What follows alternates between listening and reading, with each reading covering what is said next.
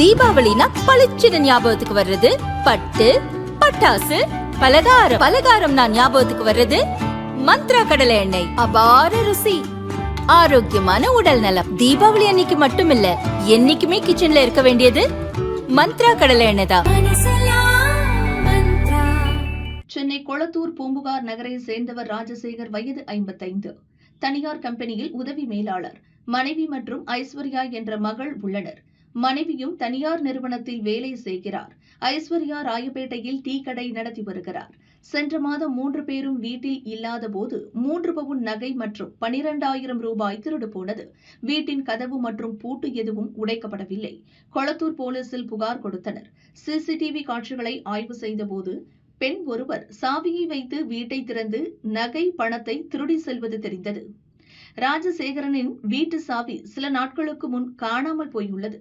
Rajasekar duplicate சாவியை பயன்படுத்தி வந்துள்ளார். சிசிடிவியில் சிக்கிய அந்த பெண் வடமாநில பெண் போன்று இருந்தார். ராஜசேகர் குடும்பத்திற்கு வடமாநில நபர்களோடு தொடர்பு உள்ளதா என விசாரித்தனர். ஐஸ்வர்யா டீ ஷாப்பில் வடமாநில நபர் ஒருவர் வேலை செய்த விஷயம் போலீசாருக்கு தெரிய வந்தது. ஆகாஷ் என்ற சத்தீஸ்கரைச் சேர்ந்த நபர் ராஜசேகர் வீட்டிற்கு அடிக்கடி வந்து சென்றுள்ளார். திருட்டு சம்பவம் நடந்த நேரத்தில் இருந்து ஆகாஷ் ஊரில் இல்லை.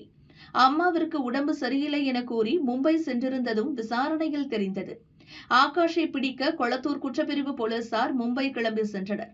ஆனால் அவர் சென்னைக்கு கிளம்பி வந்துள்ளார். நேற்று மதியம் சென்ட்ரல் ரயில்வே ஸ்டேஷனில் ஆகாஷை பிடித்தனர். அவருடன் இருந்த சத்தீஸ்கரைச் சேர்ந்த பெண் மற்றும் ஆகாஷின் தம்பி ஆதேஷையும் அழைத்து சென்று விசாரணை செய்தனர். விசாரணையில் 3 பேரும் கூட்டாக சேர்ந்து திருடியதை ஒப்புக்கொண்டனர். ஆகாஷ் ஐஸ்வர்யா குடும்பத்துடன் நெருங்கி பழகி வீட்டு சாவியை திருடி வைத்துள்ளார். சில நாட்கள் கழித்து தம்பி ஆதேஷ் மற்றும் நண்பரின் காதலி சபீனா பர்வாமாவை சென்னைக்கு வர வைத்துள்ளார். இருவரையும் ராஜசேகர் வீட்டிற்கு அனுப்பி வீடியோ காலில் நகை இருக்கும் இடத்தை கூறி திருட வைத்துள்ளார். பிளான் வெற்றியானதும் 3 பேரும் மும்பைக்கு சென்றுள்ளனர். நகை, பணத்தை வாங்கிக் கொண்டு ஆகாஷ் சென்னை வந்துள்ளார். தங்களுக்கு தர வேண்டிய பங்கை தராததால் மற்ற இருவரும் ஆகாஷை பார்க்க வந்து வசமாக சிக்கிக் கொண்டனர். ராயப்பேட்டையில் ஆகாஷ் தங்கியிருந்த விடுதிக்கு சென்று 2.5 சவர நகைகளை போலீசார் மீட்டனர். 3 பேரையும் கைது செய்து சிறையில் அடைத்தனர்.